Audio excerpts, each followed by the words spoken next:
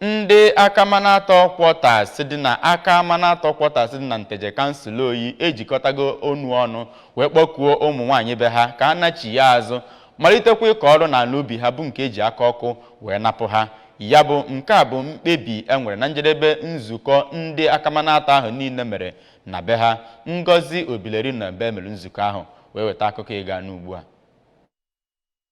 Ka ọ bụ nke ndị bịara ya gụnyere ndị ojiana akamanatọ nke onye ndu ha bụ onye kachasị bụrụ okenye na ya bụ ebe bụ Maazị Ekwedibia Obidi bụ onye gbara 100 afọ na 10, ndị ntorobịa, ndị nwoke na ndị nwanyị na ndị akamanatọ bigasị n'ebe dị iche iche na ala Naịjirịa na ebe ndị ọzọ gasị ka ọ na-agwazi ọgbakọ ahụ okwu ka ya bụ onye kacha bụrụ okenye na ya bụ ebe bụ Maazị Obidi bụkwazi onye isi ya bụ ebo na onye ndu ndị ojiana bụ ndị na-ekwu ihe na-eme na ya bụ ebe kọwara na onweghị oge ya nyere onye maọbụ ndị ọbụla ikikere ije kee ana maọbụ lee mpaghara ana ọbụla dị n'akamanatọ otu esi wee na-ekwu bụ ndị na-emebi udo dị na ya bụ obodo ma kpọkụzie ndị na-eme ụdị ihe dị otu ahụ ka ha wepụ aka enwe n'ofe ma lọghachi ma chigharịa maka ọdịnihu ya bụ ebe. N'okwu nke ya ka otu onye eji okwu ya agba izu n'ebe ahụ bụ pharmacist Onyeka Obi rụtụrụ aka na ya bụ nsogbu bidoro n'afọ 2014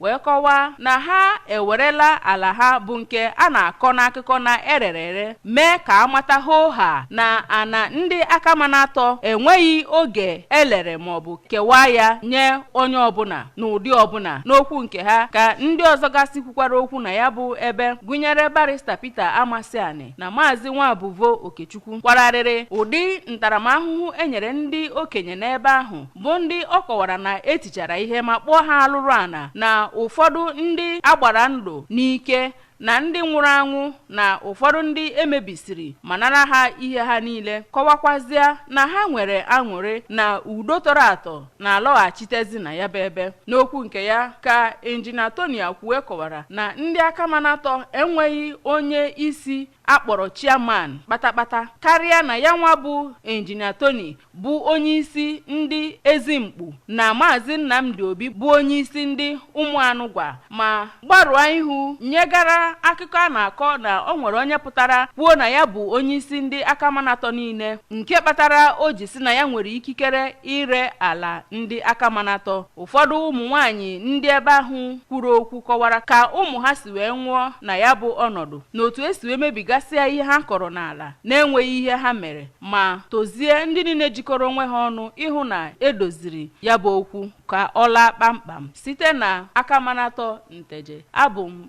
Ngozi Obileri maka akụkọ ụwa ABS.